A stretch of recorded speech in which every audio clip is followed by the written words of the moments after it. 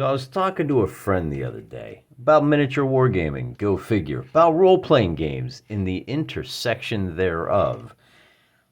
And talk had turned to the fact that one of the reasons that we enjoy our campaigns so much is that it provides additional context and meaning to the tabletop fights that we have. Typically, when you're playing, oh, hello, Mr. Spider. Goodbye, Mr. Spider. Typically, when you have a table set up, you get your boys out, you set up your table, and you line up your troops. Here. Oh, look, these guys are on, there's a hill. And I put my boys on the hill, so the black forces are up here. And now we're ready to have our little battle, except having set up our boys, we're starting the game at the beginning of act number 3. Before either of these lines of troops even gets to the battle, there's a whole host of things that have to happen first. In fact, adding some context to the battle really changes things in some dramatic ways. It provides meaning in the terms of why are we here, but ultimately, what's the purpose of this fight? In a normal stand-up fight, both sides simply want to control the ground. Through the addition of terrain, for example, oh look, we got a little bridge across a river.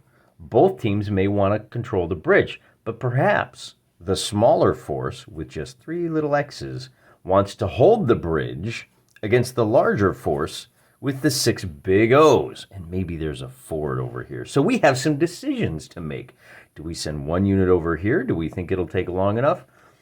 The fact that Team 0 is trying to take the bridge changes the entire character of the game. But we don't know who's on defense and who's on offense unless we've already played out the beginnings of the campaign.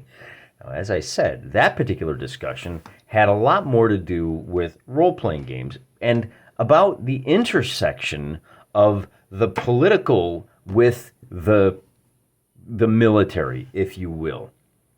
And we talked about this in a recent video about our Hyde campaign, about how the political aspect is what drives the military aspect. Very rarely do you see 2 militaries line up and have a fight just because. Either they want to drive the other enemy from the field. Well, ultimately what happens is one team moves into the other team's territory in the hopes of effecting political change. In the modern era, of course, we just send women and children and unarmed men to vote for change because democracy is great. But that's a little out. That's the pure political. We just send waves of migrants in to change the political nature of a country without having to deal with the military. And for some reason, it's a much more humane way to destabilize a country. But that's not really what we're talking about here. If you're interested in a game where that's the situation, I highly recommend you look at Matrix games. Matrix games are all about the talkie-talkie. They're a way for people who aren't really good at math and who aren't really good at painting and who don't really care about the tactics of moving troops around the battlefield to pretend like they're war gamers. And there's some really smart people doing some rather interesting things. They're also, as a model, extremely prone to the bias of the people setting up. It's very possible, easy is probably not the right word, but it's very easy to fool yourself into thinking that setting up a model that results in the conclusion that you want. You build your assumptions for a Matrix game to drive towards the conclusion that you're looking for. And as I said, it's a very talky style game. It's all about arguing your way into success. It's a political game. For myself, I don't actually consider Matrix games to be war games because they're not about war. They're about politics. And they're about the politics of a boardroom deciding who would really win that war to feel a lot better about getting involved with completely unavoidable and completely unnecessary and wasteful military ventures. On the other hand, you've got this pure military setup where you've got 2 armies lined up and fighting each other. And maybe they're not even lined up. Maybe you have a situation where you've got a fort with a little church and a whole lot of Mexicans. And all the fort has to do is hold the ground for 4 days to allow another army to form that can beat the surrounding army. Here's another topology, if you will, of the military exercise. Of course, as I said, this is Act 3. Determining which one of these you wind up with is as simple as just simply stating it. On the other hand, I kind of wonder about step 2. And step 2, of course, is where you build yourself a nice regional map with like a coastline and a river, and here's a bridge, and here's the city, and here's the other guy's city. And where are those armies located? And how are those armies likely to move? Does one have a navy that can do a little end around? Now you're pushing the armies together, and if these two come together right here at the bridge, you wind up with this situation. On the other hand, if this guy finds a ford and he winds up laying siege to the city, you might wind up with this situation. Or maybe these two armies just meet in an open field somewhere, and that leads you to here. And so this is where we spend a lot more time. Look, here's the blue arrows and here's the red arrows, and exactly how fast these guys meet determines where they're going to meet, at least in part. The weather can determine that as well. And so this second phase of the miniature wargaming campaign is also a very interesting one. And this is the one that we tend to think of when it comes to wargaming campaigns. Most of this book, Henry Hyde, Solo Wargaming Guide, Advanced Dungeons and Dragons, I got a little ahead of myself there, didn't I? These two primarily are concerned with, look, give me 2 sentences. What are they going to war for? Economic resources? Is it political? Are we trying to put a pretender on the throne? Are we trying to secure territory? Right? Maybe, well, here, let me draw a little bigger version. So we've got our little coastline here, and here's capital on the right and capital on the left, and they're divided by a river. But there's this wood right here that these guys think they own, and these guys think they own. So maybe the war is really only being fought over this forest. And any armies that come around this way are really just trying to bleed off the forces. And once the forest is secured, these armies, these troops, are perfectly committed to falling back over the border. It's just this one contested area. Alternatively, maybe the action focuses in the woods on this contested area. Maybe in this case, we sail a navy around to try to cut off the supply routes. Very map-based, very number 2. But that question of, what are you doing? Are you trying to secure the woods? Or are you trying to return a pretender to his undeserved throne? That is act number 1. And very few games get into act number 1, but I think it's worth talking about. And that's where Advanced Dungeons and Dragons comes to the fore, because now you've got a game that starts maybe even with a little, what do they call that? The little clip before act 1 even starts, the little teaser, because you're building your armies up from scratch. But I don't really, this tends to cloud the issue a little bit. So we're going to put that aside. Role players are very weird people, and they get very weird ideas in their head. And if you say, maybe we could think about this in a different way, they get really mad. They've been playing role-playing games for 50 years, and you can't teach them anything new. And if you think you can, how dare you? They're very strange. So we're going to move on, and I'm actually going to point out a selection of titles by a guy named Jim Webster. Hellfire, Hell and Fateful Decisions. Hellfire and the Fall of Empire. Hellfire Campaigns. And these are some excellent books, because these are those rare books. And let me time out here. Let me just pause and mention that most books will at least present some kind of a 1 or 2 sentence sketch about, why are we going to war? Is it for territory? Is it for resources? Is it for personality conflicts? Is it some kind of ongoing familial battle? Is it the Tudors versus the what's the other one? The Windsors? Is it the Bourbons, House of Bourbon versus you? Right, you get the idea. Those are where you start with number 1. And in most cases for miniature war games, we don't like political games. If we wanted to play games about politics, we'd go play matrix games. We would go play coin games, where you put workers down on the table and you just try to put more workers down in better places. We are more interested in the movement of armies. But this politics. And I guess, we're going to see it in the comment section. War is politics by other means. So today's video is really kind of talking about how important politics is and what role it plays in driving us, as I said, which of these two scenarios are we looking at?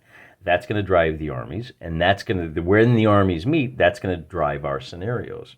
So we really should kind of go back and look at politics. Now, I brought Hellfire Campaigns out because Jim Webster actually deals with this to a great deal. Now, in most of these Jim Webster books that I've seen so far, when he talks about setting up a campaign, right? So here we have, he actually takes it back one step further, because even before politics, you've got this other thing that happens where you've got geography playing a role. And you do see that in Advanced Dungeons and Dragons, where you generate a map, and now you've got a territory to fight over. Now you know where those resources are. And in a lot of cases, geography drives politics. Why does Switzerland operate the way that it does? Why is it largely independent of, well, at least up until recently, why was it independent of most of European politics? They were neutral during World War II. They were neutral during the Cold War. They were neutral up until what we now call, well, let's not get into that. It gets a little too personal and people get upset. But the point is, they can do that because they are way up in the mountains and all these little valleys. It's a really hard place, and it's a very secure place. It's really hard to invade, and so you've got this little island of neutrality. Why do we fight? Why has Europe fought so many wars over that in that little area between France and Germany? Because France has these there's a couple little choke points, right, between trying to get through the mountains to their southwest to Spain. That's a natural barrier. And France itself has mostly a very mild climate. It's a really nice place to live. And then you've got only two other land-based ways to get out of there, right? Through Italy and, of course, through, you don't want to go through the swamps. Swamps are messy and disgusting, and they're hard to get through. So there's that little narrow corridor where they built a little thing called the Maginot Line.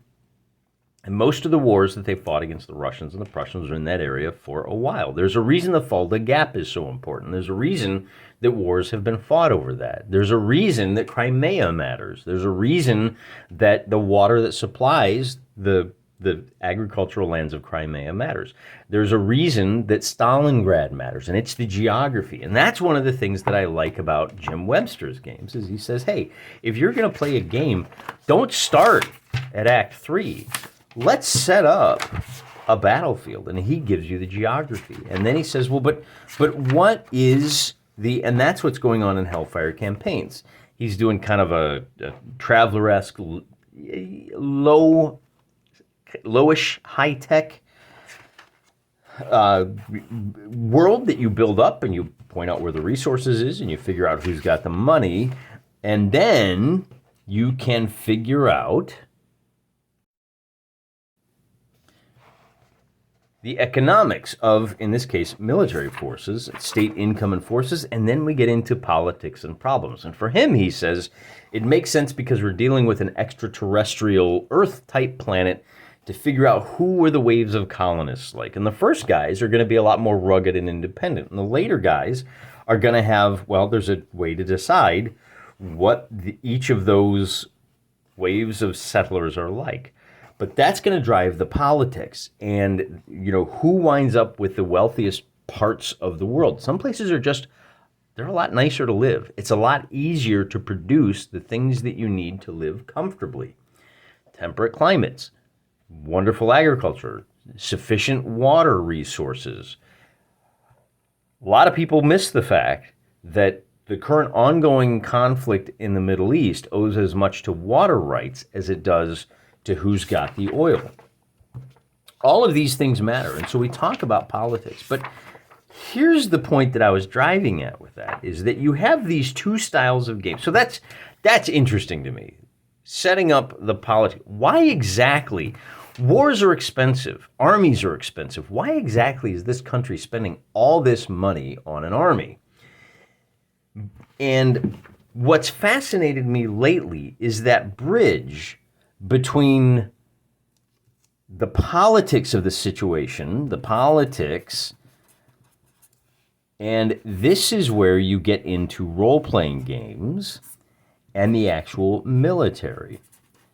And with the politics in the military, so the politics comes into play when you are dealing with the leaders of nations.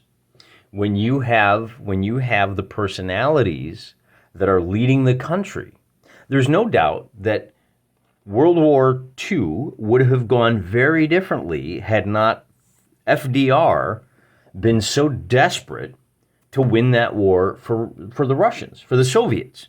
If you had a different guy in, he might have warned Pearl Harbor, hey, be on the alert, there might be attack.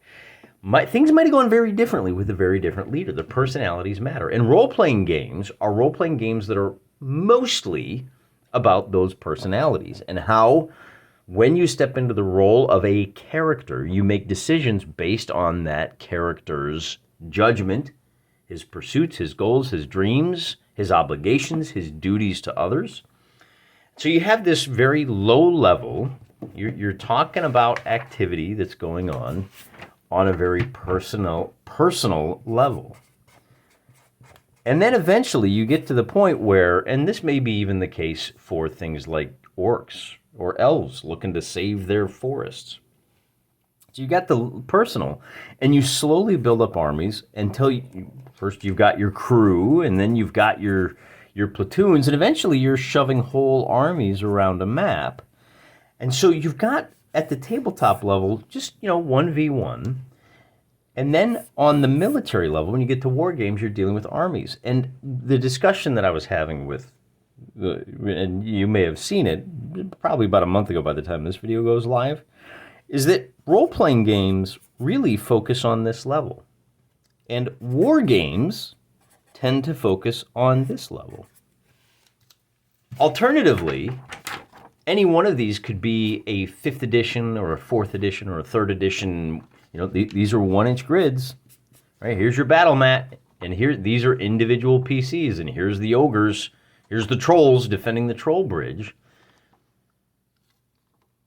So this could be very personal. It could be on a very personal level. But again, you've started with the politics of the situation, and you've gone into the dungeon, and you found yourself in a room. Well, if we'd gone into a different room, we might have wound up at a different one of these. Point being, and boy, I need to film a whole nother video about how the fractal nature of this. The point being, there's this huge space in here that goes unexplored because it's too much for the RPG crowd and not enough for the war games crowd. The other thing that happens here, and I'll say this, I give more credit to the war gamers because this space is largely filled by multiplayer versions of this game, and there is a particular style of game that does a very good job filling in this gap, where you take on the role of a leader who commands armies, maybe even the armies of nations. And this is the style of game that is very diplomatic. Because after all, diplomacy is that intermediate step between politics and military. Now, granted, it's mostly politics. And when diplomacy breaks down, that's when you get politics by other means. That's when you get into the situation that if we can't solve our problems by talking about them, then we'll just see who has the biggest rock and who can get the bashiest. In modern times, who's got the industrial capacity to overwhelm the other guy's industrial capacity. Modern war is industrial killing. And if you've got the industry, you're probably going to win that war. Oh, said the man who lives in a country that sold most of their industry off to the major competitor. Ooh, wow, that's probably not a good choice. Anyway, so these diplomatic games are the games that deserve a lot more exploration. I think maybe some of those worker placement games may fit in here. The Matrix games hew a little bit closer to the diplomatic. They are just, people sitting in a room eating food and talking and imagining, arguments for why their guys are right and should get their way. So there, maybe in our Venn diagram we put those down here a little closer to RPGs. So here's our Matrix games. And they do have to have that acknowledgement of the military, right? One of the arguments you can make in a Matrix game is, yeah, I've got the biggest rock. And if you don't do what I say, I'm going to bash your head with it. And if you really do have the biggest rock and you're willing to spend the money to bash that rock, then that can be a solid argument in the Matrix game. So the Matrix game does bridge this pretty well. But there's another style of game that people have begun experimenting with more, and it's called the Brownstein. Or Brownstein, or you can do the Brownstein if you really want to do the goofy German accent. But generally, Brownstein, they're all fine. The funny thing is, and this is the way language works, we don't have to decide right now. We can just everybody just pronounce it however you want, and eventually all of those possibilities will condense down into the proper way. That's just the way that language works. In fact, language also works by saying, while there may be a specific game called a Brownstein, you can play a Brownstein style game that harkens back to that style. And I'm not going to beat it up. I've already done 3 or 4 videos on what a Brownstein is. I've done a couple of interviews on what a Brownstein is and how you can use the tools of a Brownstein. And this acknowledgement that it is that intermediate step between the personal and the military to elevate your role-playing game. But I'd also argue that by adopting the Brownstein mentality in this step of your wargame campaign, that you can drive the action and surprise yourself with which one of the routes your military is pursuing. I didn't even talk about the fact that maybe it's a sneak attack. Maybe one side doesn't really want to fight the war and the other one really does. And how that's going to drive things. Because that falls under the greater political umbrella. And again, going back to Jim, if you don't want to learn a whole new style of role-playing game, or, even with mixes elements of live action, which is, again, right, it's a kind of role-playing game, then you can turn to something like Hellfire campaigns, and you can look at how do we get a crisis, right? You have a tension. And at this point, I want to turn the page and talk about one other issue with these kind of conflicts. And that issue is the concept of metastability. For those of you that don't know, that don't remember your high school physics, a metastable situation, well, here's a little valley, and there's a ball down here at the bottom of the valley, and it's stable. It's not going anywhere. The only way to move this marble is to put energy into the system and kick it up or down. You can turn this into a hill, and now you put the marble at the top of the hill, and it's got a lot of potential energy, and all you got to do, this is an unstable situation. You might not need to do anything, and this marble is going to roll down the hill because it's got a ton of energy, and it's just waiting to be released. But there's a third category, and that's called metastable. So now we've got ourselves a little cliff. And there's a marble sitting on this flat. I didn't draw it very well. This is actually flat, okay? And so there is this energy potential in the system. And you can get the marble to roll down the hill, but now it's not going to do that on its own. You have to put some energy, but the good news is you have to put less energy than you get out. See, in here, you got to put a lot of energy to get that ball moving. In fact, to get that ball moving, all of the energy will come back at you. And here, you barely need to put energy, and you get tons of energy out. But here, you have to kind of roll that ball over to the cliff before it goes down. This is a metastable situation.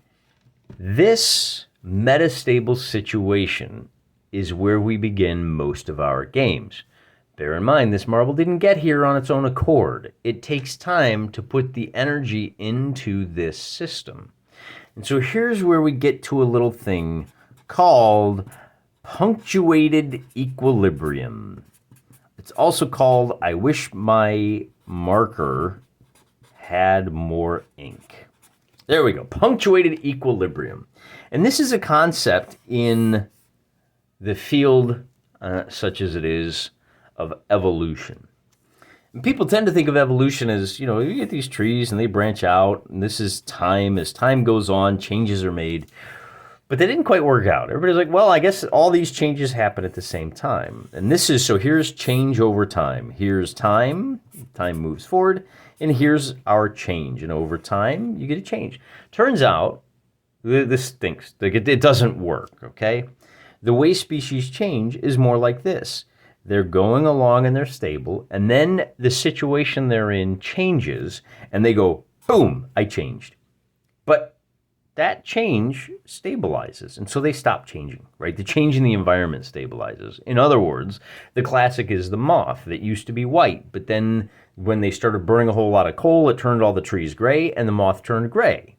It evolved to become a gray moth so that it could hide from predators better. Well, in that case, this is that time when the trees all turn gray. And so that white moth had been white for a long time. It was in equilibrium. And then the environment changed and it turned white. And then they stopped burning coal. And so it changed again, and maybe it turned green. And so you get this situation where you've got long periods of stability followed by sudden abrupt changes. This, I don't think it actually applies to evolution anymore. I stopped following it. But the phrase that one of our political leaders, love him or hate him, the reason I've been thinking about this is I came across a quote by a guy named Vladimir Lenin, and he said there are decades where nothing happens, changes, so I'm paraphrasing, and there are weeks where decades of change occurs. And that's because what's going on in politics is that you've got this long period of stability, but energy is being dumped in. And a classic example of this would be the Cold War, where you had, or you could even think about it in the interregnum between World War I and World War II. You had this League of Nations thing that came about after World War I, and it managed to quash and kind of tamp down on the shooty bits, but there was still lots of resentment on the side of the victors and on the side of the defeated. And so there was a lot of abuses that were conducted against the losers. In the case of the Cold War, you had these two great empires, the American Empire and the Russian Empire, and they recognized that the costs of having a shooting war were higher than either wanted to pay. So they said, hey, how about instead of fighting over the Fulda Gap, there's that geography again, why don't we instead fight a series of brush wars around Africa, Central and South America, and over there in Asia, and that way we can just dump little bits of resources. And the theory, at least on the American side, was, hey, we've got the industrial capacity to win this war, but it's not going to be easy, and we can't just give up on things. So we're going to keep dumping energy in the form of dollars and the blood of our sons defending countries like Korea, Vietnam, Nicaragua, some of the African, but of course, the situation gets a lot more complicated. But the point is that the Americans they said, we're fine with this brush war series. We're going to fight just the Cold War. And things were relatively static between the United States and Russia for all that time. But all that time, energy kept being put in. And then eventually the situation changed. It turns out the Americans could outproduce the Russians. And as the saying goes, do you want to know how you go bankrupt? Very slowly and then all at once. And that's what happened to the Soviets, all at once. And there was a period of about a decade or two where the West financially plundered Russia, said, hey, no, trust me, just sell us all your factories, it'll be cool. And so you had this sharp change, and then you had another couple of decades where Russia was taken advantage of by a lot of Western business interests and political interests. And I'm not here to be an apologist for Russia, but there's no doubt that something changed, And now we're in a period of great change over a relatively short period of time. And take some solace in the fact that we'll achieve a new sort of equilibrium. Wait a minute. What? This is all like really weird high level politics. Why are we talking about this? And the answer is because this is the model of the world that we're using when we engage in our miniature war games. We set up our metastable situation, and it's metastable for a good long while. In the case of role-playing games, we have this thing called downtime, where people aren't really doing a whole lot. There's lots of plots beneath the surface, downtime actions, and then we go on a dungeon delve. And then we die, which is a pretty big change. You're not gonna lie. Or you get a big treasure haul. You get a huge experience points, and then you have a little downtime.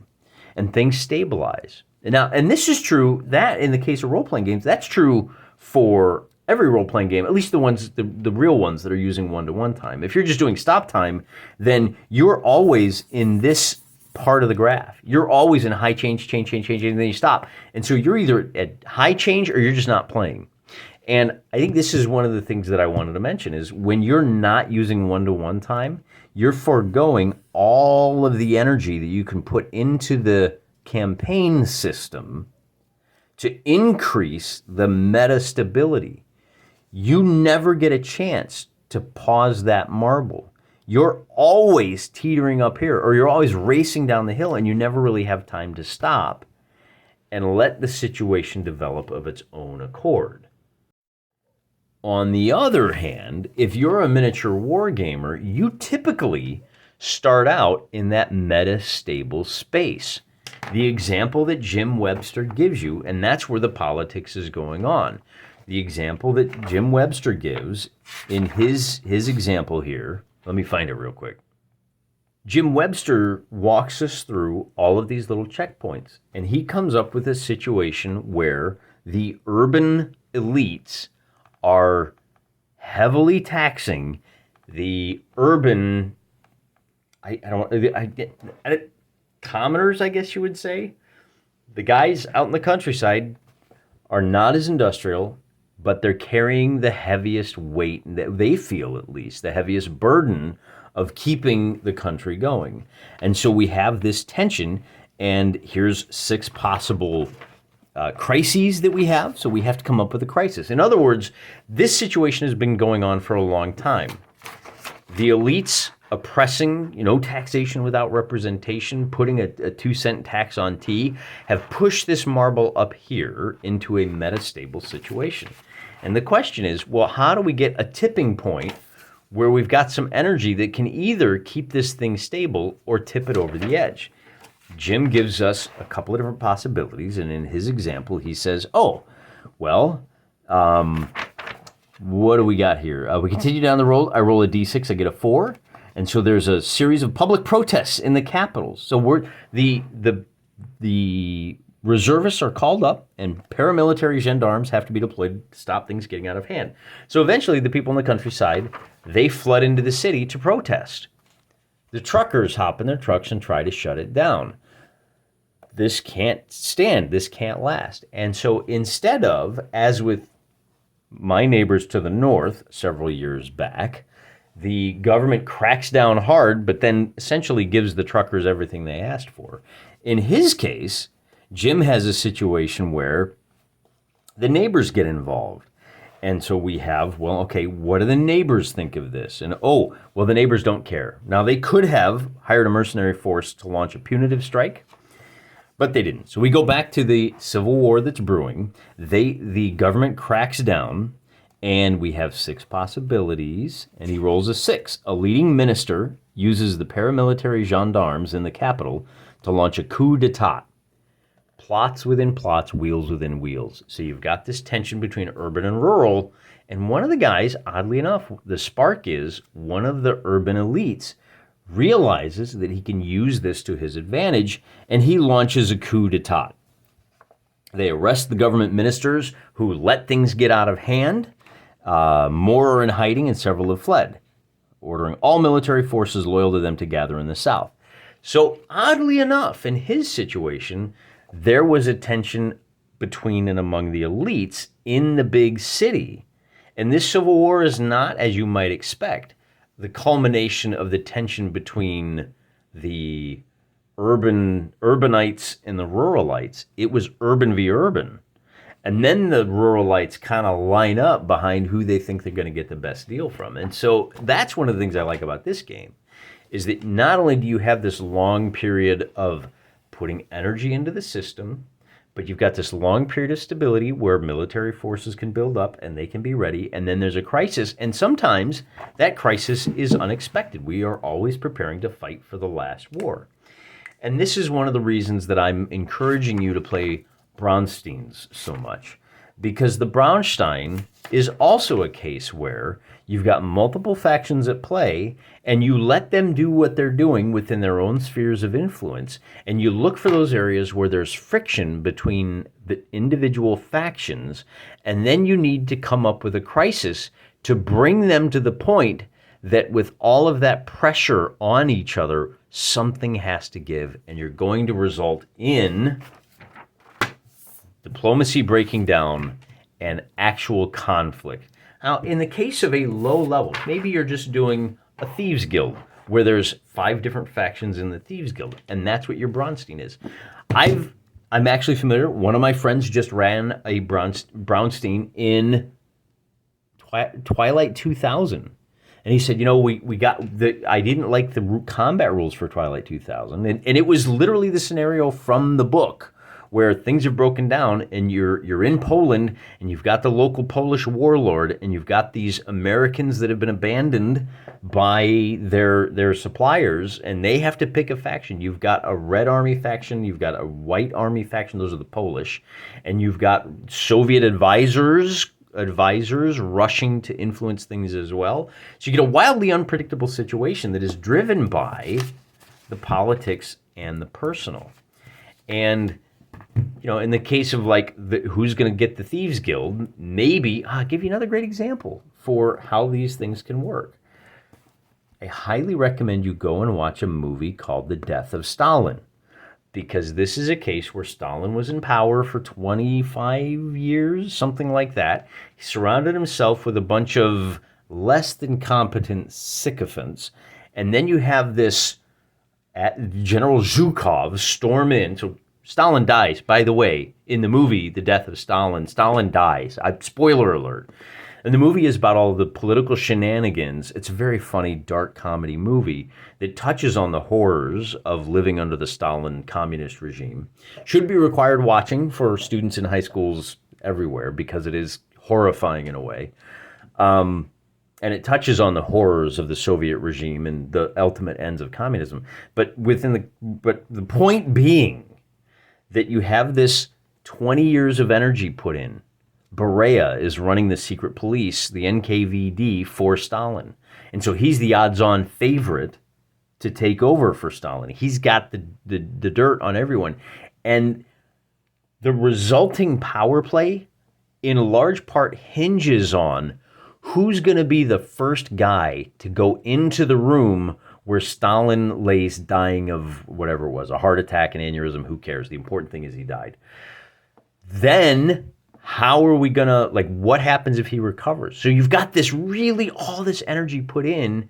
You've got a metastable situation, and something as simple as the death of the king or the czar leaves us with this situation.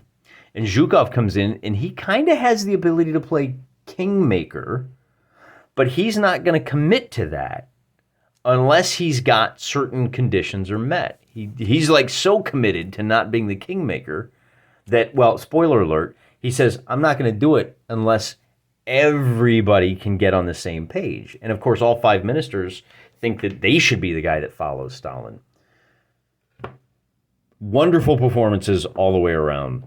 Very bizarre movie, very fun and educational. And go watch that movie. And in the back of your brain, enjoy the performances and the script and all of that. But in the back of your brain, think about it like a Dungeons and Dragons adventure or a Twilight 2000 adventure. Think about it, about the diplomacy that those guys are engaged in. And think about how that several days of trying to get the Politburo together and figure out who will succeed Stalin drove the history of the latter half of the 20th century.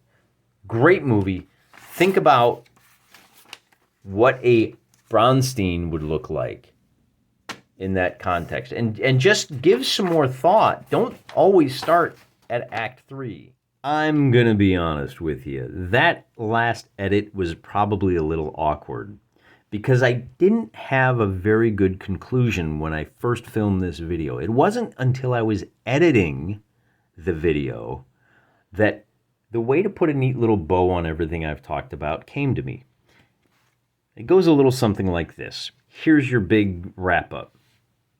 What if the things I talked about from a historical and political point of view, and even scientific, if you will, these rhythms and patterns of our life, what if we have been in this situation as a hobby for far too long?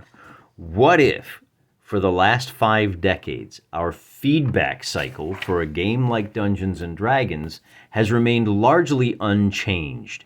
We have gone with, specifically, a dungeon master on one side of the screen, and he may have a module, or a dungeon, or a series of events, or a murder mystery. He has a story that he gives a little information to the players, and they try to guess what they should do to advance the story. And then then the DM has to respond to their actions by steering them back into the story or taking the story in a surprising new direction. That's the basic feedback loop. I tell you what's going on, you tell me what you want to do, I tell you if that works. That's it. All the players are largely working together.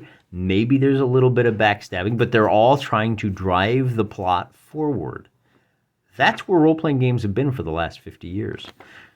Miniature wargaming campaigns have fallen under 2 headings. There is essentially, if you're talking about campaigns, the map-based campaign and the narrative campaign. Now, the map might be a point-to-point. It might be a choose-your-own-adventure style path. Or it might be a narrative campaign like we see with Mordheim or Necromunda, where you've got this loose connective tissue. You've got a game that occurs between the games, and what happens in the games affects what dice you roll, and maybe your guys get a little stronger or maybe a little weaker, maybe they get skills, maybe they get permanent injuries, and then you go back and play the exact same kind of game with the exact same kind of feedback loop within the tabletop space, and when that game is over, you go back to the little campaign mini games to find out what will happen in the next. Right? So those are the 2 styles, and that has been going on for a long, long time. And I wonder if so many people aren't looking backwards. This is the direction the hobby took. And if we go back, who knows when, and take the path not traveled. Now, the guys back in the 70s and 80s, they had a reason for taking this path. Maybe they didn't understand how the game's feedback loops, the OODA loop, observe, orient, decide, act. They took this path. And right now, the history of our hobby says that this is the only path that could be taken. That these guys, these titans that built the industry, rejected this path for a reason. And a lot of people are going back and looking at this junction and saying, what if the reason they didn't take this path is because they didn't understand it? What if we go back far enough and we come up with different conclusions and different ways of analyzing these games? And what if we take this new path? Maybe the reason I'm making this video is that I think there's people out there that see that we've been stable too long, and they're looking for this quantum leap that will generate a new way of playing tabletop role-playing games. We thought it was patron play. We thought it was Bronstein-style games. Maybe there's a whole new way, and it's waiting out there for the real innovators to discover it. And maybe one of those innovators is watching this video, and maybe all this talk about starting at Act 3 versus Act 1 and the role that diplomacy plays will help you understand that we can always go back and build ourselves a new future. There's a lot of room left to discovery in this hobby. The future is yours. Go and take it. Till next time, I'm praying for you.